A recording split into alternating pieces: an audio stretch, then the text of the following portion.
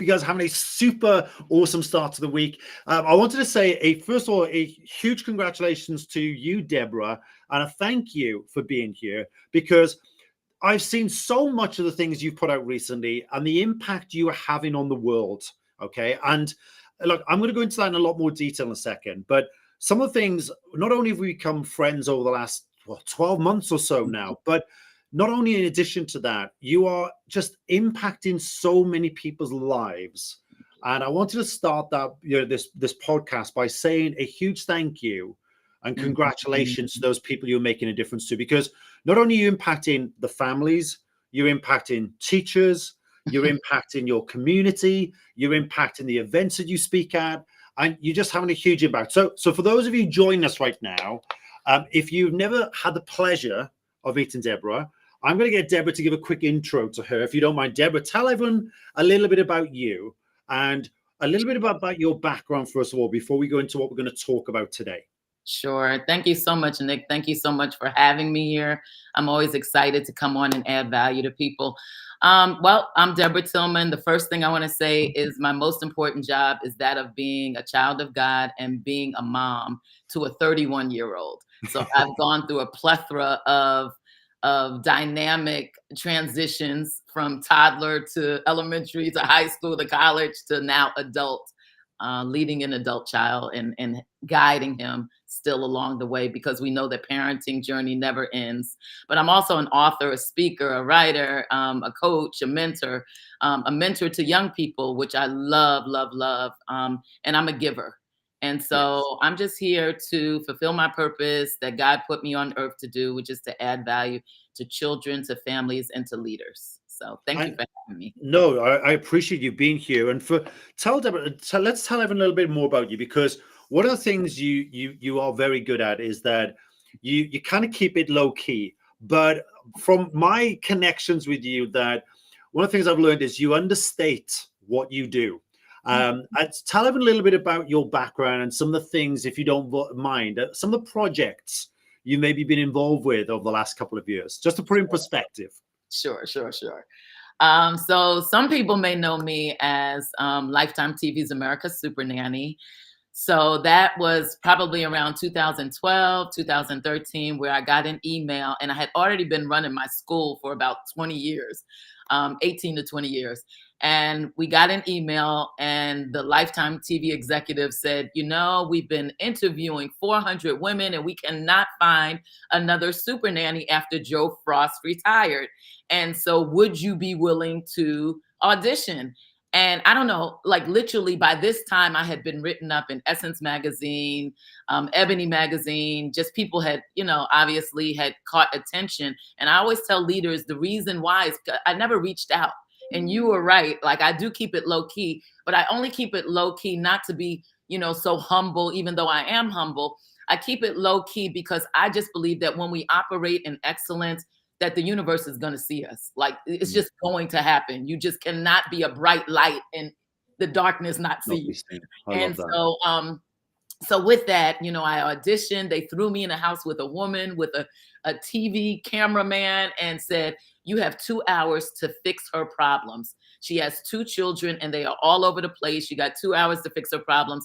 And that is your audition. So Wow. yeah. The good thing is that when preparation meets opportunity, success shows up, Nick, because I had for about 18 years already been doing that. Parents would call me up in the middle of the night and say, Johnny won't get in the bathtub. Miss Tillman, help me with this. Help me with, he won't eat. What can I do? Eater. And I would literally on the spot just help them. And so when this situation happened, when this opportunity came up, it was something that I had already been prepared for. And so that was a blessing. So fast forward a few years later in 2019, I was blessed to get an email by Paul Martinelli, who said, the stars have aligned, great news. What I've been stalking you for years, watching Super Nanny. And what I want you to do is meet us, John Maxwell, the John C. Maxwell in Atlanta, and have dinner with us, but we want you to create our parenting and family certification program for over 150 countries. And, that was just my childhood dream because I had always read John Maxwell books. Yeah. He was my mentor from afar. I had never met him, but my promise really to God was that if he ever gave me the opportunity to make great people, to be in alignment with great people, that I would always operate in excellence and operate in integrity. And so, I just thank God for the opportunity. It was a wonderful experience. And now, after 30 years um, of working in childcare, on March 4th, it'll be my 30th anniversary. Oh, wow. That's I know, amazing. absolutely amazing. I'm just going to branch out and be able to go out and help other leaders, other educators, other parents, and kind of get myself out of the school. I always say you could work, either in your business or on your business. And so, with the help of you and your team, we've really gotten the opportunity to kind of free up some of my hands to be able to do more writing and more traveling and more speaking. And so, thank you. No, I love it. I'm excited, guys. If you see what's about to come with Deborah, it is unbelievable. Obviously, Deborah's already had a huge impact around the world. She spoke at our events now. You've done, the last 2 CBG lives and just had a huge impact on everyone there. And I know there's people commenting now. I'm seeing the comments and people that have followed you over that journey, that have been with you and followed in the background and seen what you've done. But I'm excited for what's to come. But there's obviously 2 kind of main categories here, isn't there, that you help? There's the families, not only within your centers, but all over the world, you're helping these families. And now one of your other purposes is you want to be able to empower other teachers, etc., to be able to have bigger impact too. So without going into anything you can't disclose yet, Okay. tell everyone a little bit about what your mission is and what you're trying to portray and what vision you're trying to create here. What's next? Yeah, so great question. I always say it's like 2 things, but it's really one thing.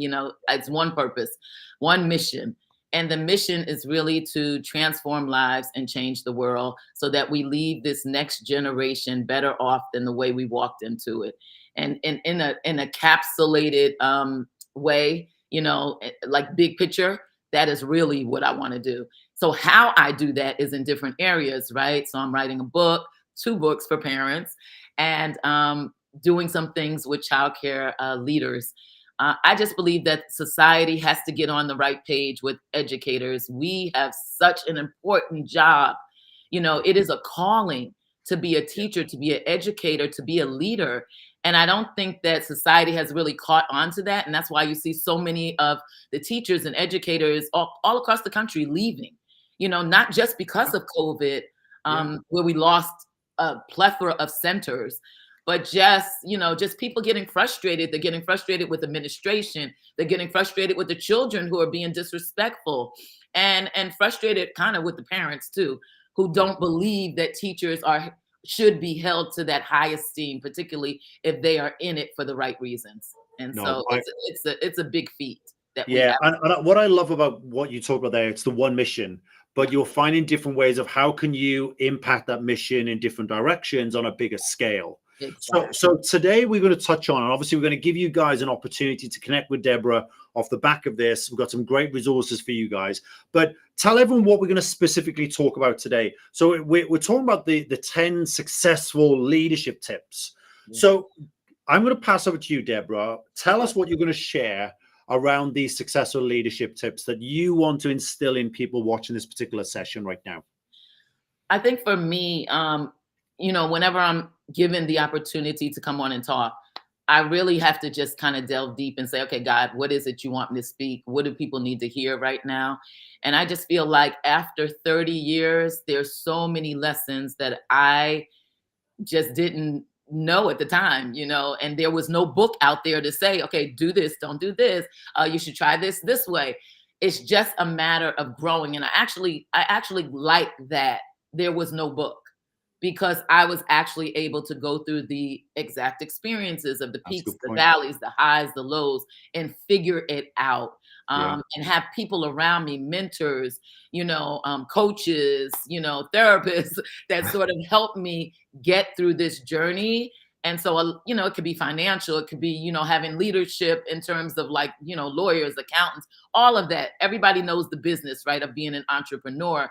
But I don't think people really pay attention to the things that keep you going to 30 years. Yes. That longevity, that Yeah. sustainability.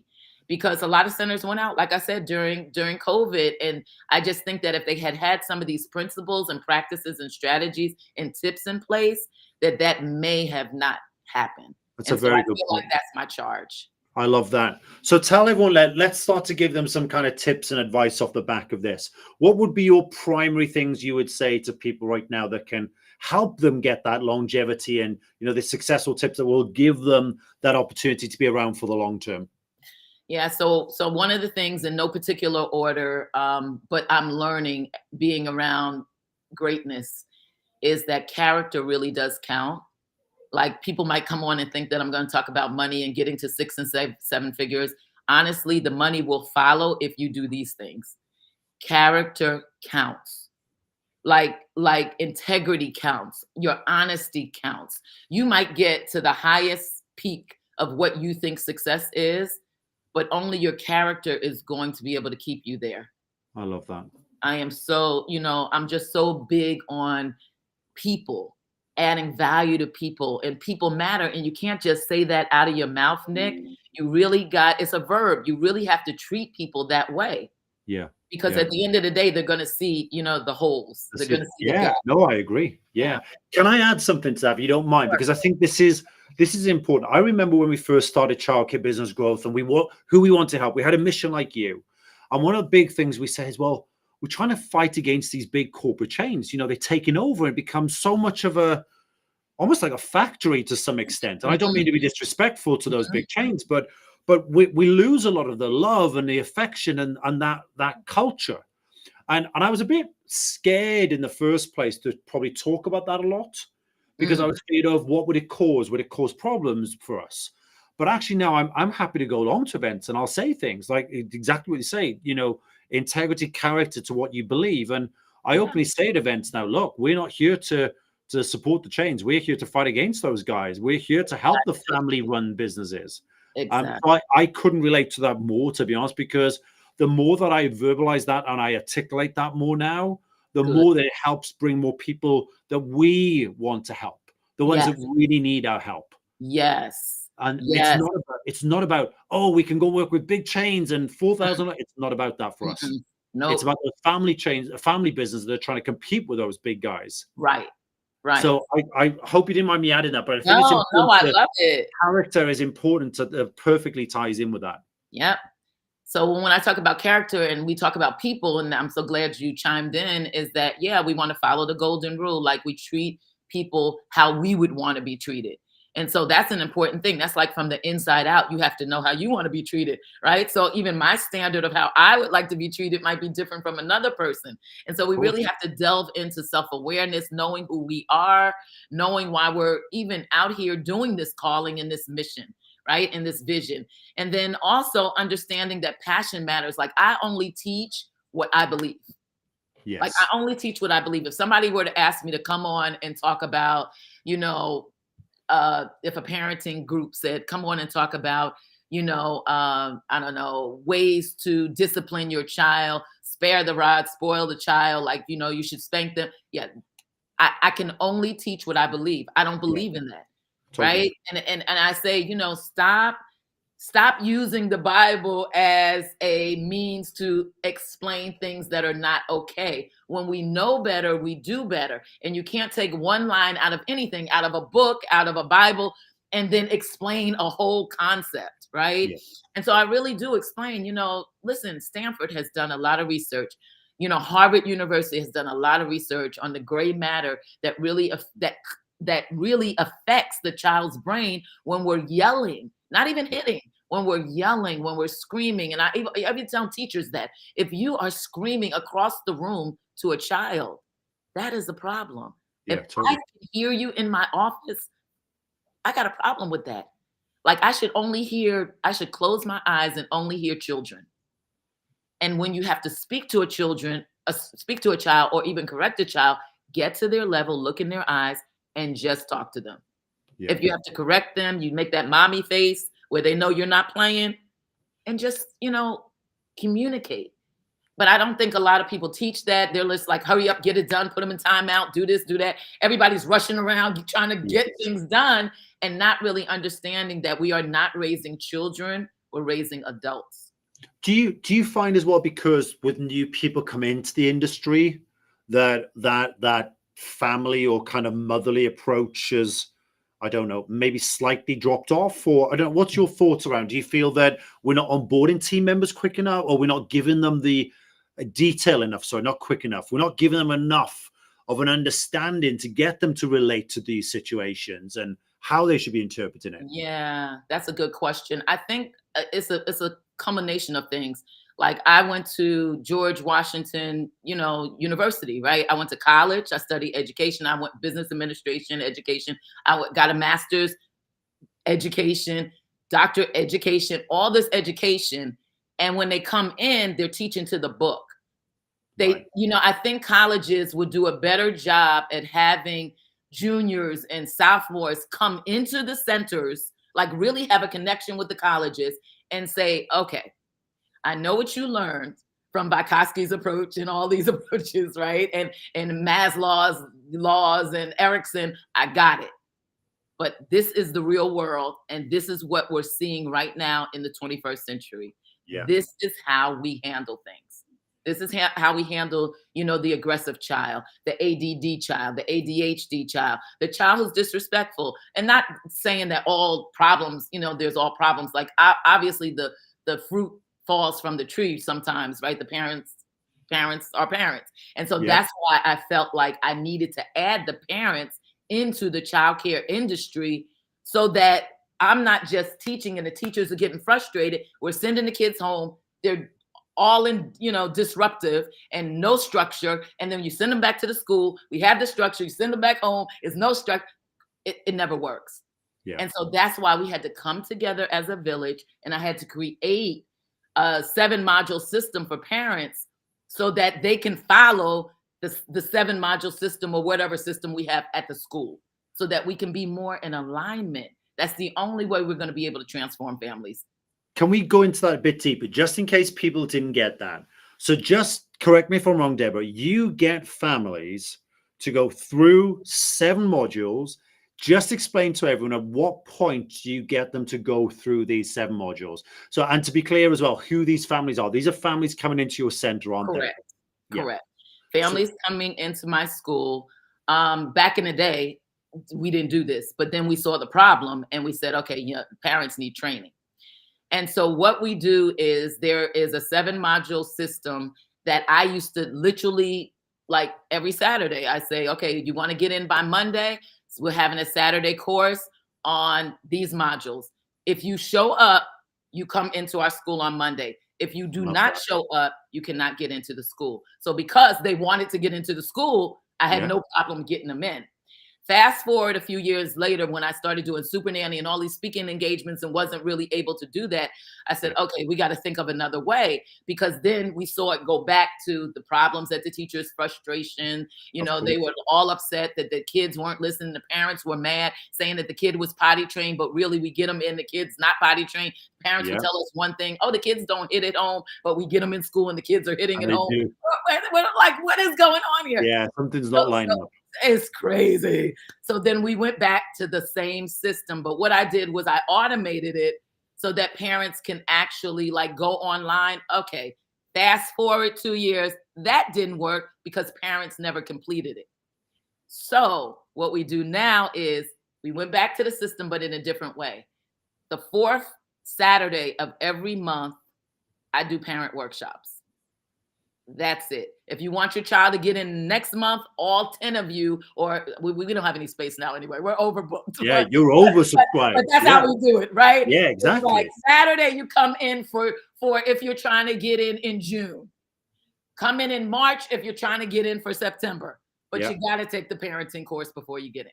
I think it's amazing, and I can see people have commented saying in the comments about this, but it's unbelievable. I think when you've mentioned this to other centers, for example, are there any barriers that they put up around this? Because in an ideal world, they'd all, I should imagine some of them would love to do this, but they probably lack that confidence because they know there's that breakdown. They Right. know the parent orientation probably isn't where it should be. Right. Do you ever get any barriers from centers when you first talk about this? Oh, we couldn't possibly do that.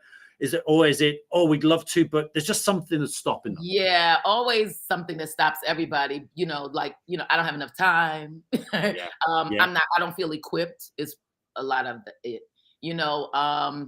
The parents, they don't like conflict. A lot of people don't like conflict. I mean, I don't either, but I know how to deal with it, right? And Yeah. so in our course, we even talk about conflict resolution, how to deal with the parent that's at a 10 versus the parent that is super nice. And, the child gets a difficult, a sad face on their report, and the parent is taking them to 7-Eleven to get a treat. Like, oh, are you kidding me? Yeah. So, we get a high and low of all of that. But yeah, centers say that, I don't feel equipped. I say you make time for what you think is important. If you are tired of having turnover, if you are tired of your teachers complaining and being frustrated and leaving and not being able to be the best and highest version of themselves because of that parent, then you got to put it in place. As the leader, that's what leaders do. They adjust, they pivot, they It's make interesting. Sorry to interrupt. Someone's just messaged there saying about, I lack the confidence to speak to crowds. And that might be another barrier too. If you're doing small groups, maybe that, lack the confidence. Any tips around that one as well? I would say, even if you could just start small, right? You don't have to have a big crowd. Even if you were to tape yourself, okay, if you feel better in the comfort of your home, right? And say, okay, today I'm just going to talk about, the house rules. The rules that we have at school are 5 positive rules, parents. And I think at home, it would help you so much to keep Johnny in line, Susie in line, whatever the names are, if you did these 5 things. And then you just map them out. What do the kids do at home that they do at school? Well, they don't listen. Use your listening ears. Speak kind words. Use gentle touches. Keep your feet on the floor. Use your inside voice. Like, just make up 5 positive rules that is happening at your school that you always have to complain about, and then know that it's happening at home, and then talk about it for 10 minutes to yourself. Act like there's somebody there, and then talk, and then tape yourself, and then that will be your 10-minute module. Parents don't like to sit for 30 minutes anyway. 10-minute module on how to create a little bit more structure and peace in your home. Look, you titled it already. Love it. No, someone's come back saying, "Oh, thank you, great feedback." Love that. So there's a ton of things we could go to, because I think by far we talked about this at the start around corporate chains versus family run, and I think this one thing alone, just to kind of articulate this even more, this one thing alone, corporate chains are never ever going to do any of this. Oh, never. It's just not going to happen. No. And from a family run center, this is such a huge thing to differentiate you. But also, most importantly, go back to why you're doing this, the children, because ultimately you're there to support the children, give them the best development, the best curriculum, the best learn opportunities they have. And this alone will by far not only make a huge difference to your families, but to your team's life as well. I'm sure you saw a huge impact on your team when you implemented this. So, like, no turnover. Back in the day before I did this, it was like people leaving every month, me trying to find another teacher. Then you have to train them. Then you have to do the 90-day probation. Oh my goodness, that would drive any leader crazy, right? And so now people are like, the team is so connected to the vision and the mission because they see the leader helping them with the parents. So they're like, oh, we don't have that pressure anymore. Thank God. Yeah. And they're even more like, I'll like slip in little things in the workshops. I'll say, we teach our children, like, what do you want your child to be? And they'll say, oh, I want my child to be compassionate and loving and grateful. And I'm like, gratefulness. Wow. Let's talk a little bit about what gratefulness looks like. When was the last time you thanked Miss Taya for taking care of little, Amen? And then they think, they're like, oh my God. Yeah. Teacher Appreciation Day last year. Yeah, it's a good shout. Right? And so they're like, as soon as they get out of the workshop, because the teachers come on Saturday. So as soon as they get out of the workshop, they're running because we have childcare. So they have no excuses. They run to the teacher and they're like, just Miss Taya, thank you so much. I love it. I love that. However it works. I love that. And that's a big thing. One of the biggest challenges everyone's facing right now is the turnover. It's that factor of, I can't get the right stuff. And I think sometimes this might upset some people, but sometimes they often put the blame on maybe the wrong people. Okay. Yeah. It's like, hey, they're not the right fit, or they couldn't cope with the stresses and everything else. But actually, did you help them? Did you, as the owner, help them in the first place? Did you equip them with enough skill set, but also, help with the relationships and the parents too? Correct. So I love that. I love that. Correct. And it goes to show the way. Nick, that's really hard though. The onboarding is very difficult when you are working in your business and not on your business. Like literally, I have a director, but if I'm home now, right? But if I had to be in it, yes, and on board, like the onboarding process, people just kind of fill out the paperwork, do the background checks. Now you throw into a room with 4-year-olds. Yeah. But no, like for 2 weeks, they come. Yes, they do all the paperwork. Actually, they do the paperwork before they come into the school. Like if I don't get back the fingerprint, because they do that now really quick. If I don't get that back, if I don't get back the sworn disclosure, the TB, all of the things that we know licensing looks at, y'all know it, right? If I don't get that back, then they're not serious. Yes. So once I get that back, then they come in, then they observe for 2 weeks in the classroom. Like they just sit in a chair. Like, I don't want you saying anything. If the kid says hi to you, of course you can speak, but there's no teaching. Then every other day, Monday, Wednesday, and Friday, because I'm not there every day. Monday, Wednesday, and Friday, you come to me and you tell me what you learned in that class. By the second day, I'm asking you, put down your paper and tell me the children in that class. And if you only know 2 names, I'm not hiring you. Love that. Because they've had 8 hours to hear Susie, Johnny, Amen. Just to observe and take it all in. Take it in. Get the feeling, get the energy, feel the culture. Listen to how the teachers answer the phone, go to the door, get the, when somebody comes and says, I'm the uncle and doesn't have the driver's license, you're watching all of that. But if you were working, you missed all the rules. So this helps me, because other than that, I would have to sit down and say, on this situation, do this, on this, do that. Now, granted, we do the orientation, but there's not every situation. You'd be in there for 50 hours trying to tell them every situation. Of course. So for 2 weeks, I want you in this room that you're normally in for that 1 week. After that, you're transferring. On Monday, you're going to the baby class. On Tuesday, you're going to the 3-year-old class. On Friday, you're going to the, 1-year-old, whatever. Just letting them go to see how every classroom works.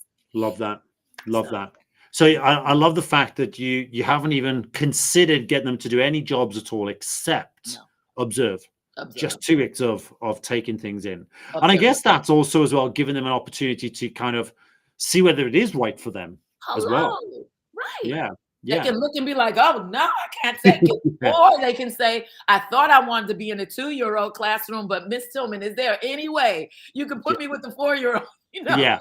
And they might actually, they might levitate more towards that age group and realize. Yeah. Exactly. I love that. So there's lots of questions coming in. Like people saying, love your energy, truth. Do you have observations? There's more coming. I promise you. Okay. Deborah's got some great things that are coming your way. I promise you. I am super excited by it. Have we got 1 or 2 more tips, Deborah, before we tell them some free not in any resources? Not in any particular order, but one of the other important things besides the leader having great character and knowing who they are and being self-aware and knowing why they're in this, their why has to be really important, because when the chips fall, when the challenges come, when the COVID comes, you got to know why you're in it.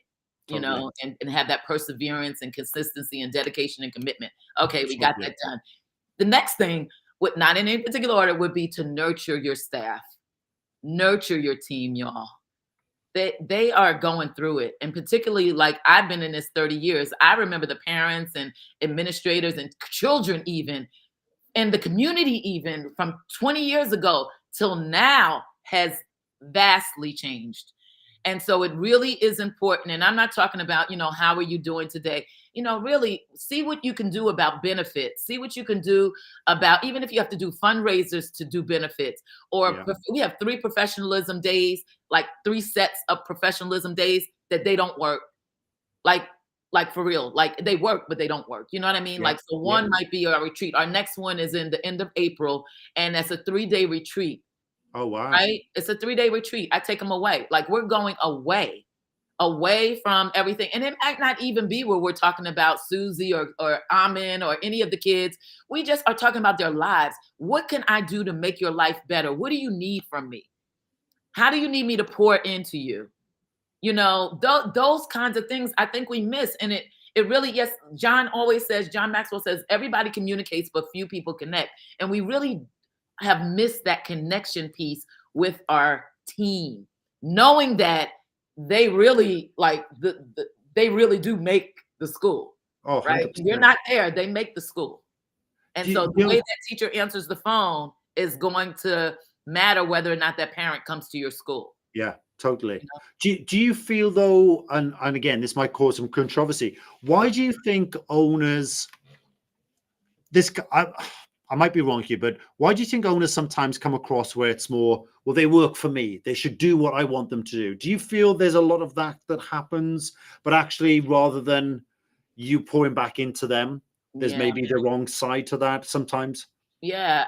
The truth be told, I used to be like that. I didn't Okay. know any better. People can only be what they see. People only can do what they have.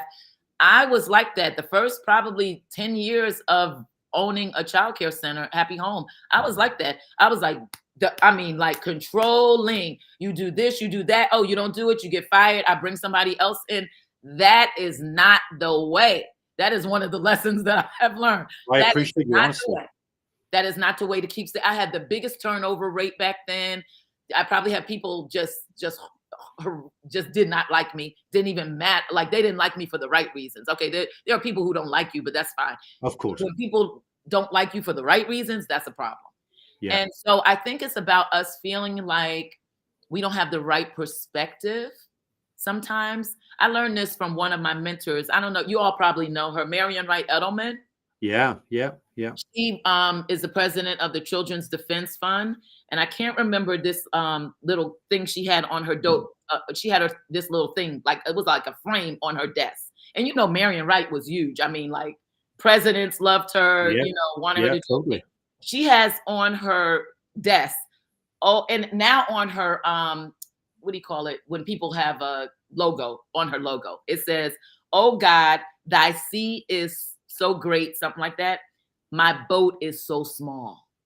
Oh, That okay. is such a perspective. Like, this is so great. This mission you put me on, this calling you have me doing, right? This thing you've chose me to do in the world that nobody else can do because they don't have my fingerprints, my voice, my looks, nothing. You gave that to me to give to the world. That is so big, God. But my boat, I'm so small.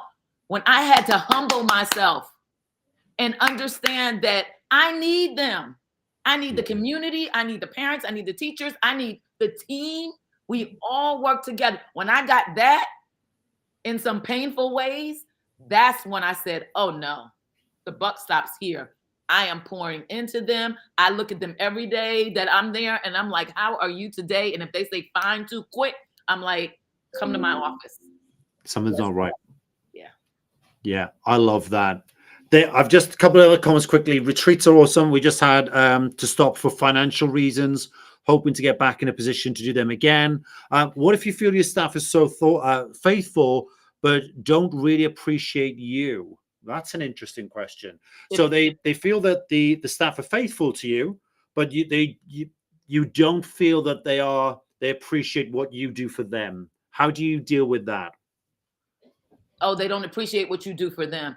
Yeah, that's right. Yeah. Why are you worried about that? Like, y'all know me. I'm just Say it as it is. Like, I don't worry about that. Okay, listen. If you got a team of 7 people, right? And you know how people say there's always, if you get one bad apple, it's gonna spoil. I don't think like that. So if you got 7 people and it's one person or two people are ungrateful, like, the story of Jesus where he healed the 10 and only one came back to say thank you. Yeah. He didn't go get the other 9 and say, why didn't you come back to say thank you? Y'all, it doesn't matter. That one is either going to conform to what the other 7 are doing, or they're going to leave.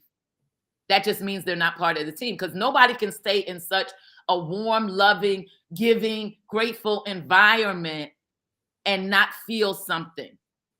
Now, there are situations where people are raised, you got to know their background. People are raised with, criticism, complaining, and they just come from that like DNA of, I don't care what she does for me. I'm not going to be grateful. That may not be the person that you want to keep on your team, but you would have known that in the 90 days that you had them in there. Totally. Yeah. You see what I'm Totally. saying? It's always Totally. going to show. Yeah, no, I love that. Someone's written absolutely yes, love that. Awesome, good. So guys, we could spend forever talking to you about this. There are, I think it's really important here to. If you look at most people, they've been in the industry, they've been a long time, but the wealth of knowledge and just the goal that Deborah has given to you guys here is unbelievable. If you look at what she's doing around the world, not just locally in her area, all over the world, the impact she's making on people's lives. But it's because she's always stayed true to her values, her belief, her cause, her everything she's about. Her purpose has always been there. And one of the things we want to start to give you guys to get introduced into Deborah's world. Deborah, do you want to tell them what we've got as a free resource for them right now that they can take away and they can start to connect with you? Sure. So you all listen, remember I told you I made so many mistakes during the first 10, 15 years of working and owning and operating a childcare center, that I just felt it was really important for me to do for you what nobody did for me, which was to give you the 6 biggest mistakes that I made, that our team made in our center, that did really kept us from making the 7 figures earlier on. I think we could have made it earlier on, but we didn't, because we did these 6 things. And so I actually put it together. Nick's team is amazing. So you all are so blessed to be in alignment with them. And I just want to say thank you to you too, Nick, before we end. Like, I know we have some more talking, but thank you for your heart. I believe that everything happens for a reason. I believe that the universe, when you put out to God that this is where we're trying to go together, that we're trying to shake up the planet, transform lives, change the world, he brings the people to you. You don't have to look for them. They come to you. So no, I appreciate that. You. No, honestly, Deborah, just the time I've spent with you and your team as well, and how I see what you're doing is just unbelievable. Guys, I've posted the link for you in the chat. Deborah's created this for you for free. And I'm going to give you guys a hint, okay? A little bit of inside secret here. You need to get on Deborah's email list, because there is something big coming for you guys. If you're a teacher, if you're an educational specialist, if you work in the childcare or early education space, you need to be on the early doors list of what's coming down the line with Deborah, because it is going to be completely game changing. That's all I can say for now. I cannot say any more. But just get on Deborah's list, because I promise you, just go and get that free guide. That free guide is worth it anyway. But if you have a look at what Deborah's got coming out for you, not too distant from now, I'm excited. And Deborah, this alone has been gold. I'm extremely grateful for you being here, because I just think that you're shaking things up. You're not conforming to this whole corporate thing taking over. You're just staying true to what you believe. And one of the biggest challenges, I think, that if everyone looks back to all the challenges in the industry right now, staff shortages, everything going in the industry, a lot of it ultimately comes back down to the families and the education of those families, and how you orientate those families into your values, belief, and your culture. Would you agree with that, Deborah? Totally agree. Totally agree. We have these young minds, 0 to 5. 0 to 5, the most important time in a child's life, 0 to 5, and in a parent's life, because this is the opportunity where they get to teach, talk, and train. As those children grow, you just better be listening, learning, and loving them through all the drama. But this is a time when we can really sow those seeds of greatness into our children. And it really takes you, the educators, but the child's first teacher, is the parent. Yeah, I love that. Deborah, thank you. Guys, please show some love for Deborah in the comments. Let us know if you're watching the replay as well. And we'll obviously make sure you get the link as well in here.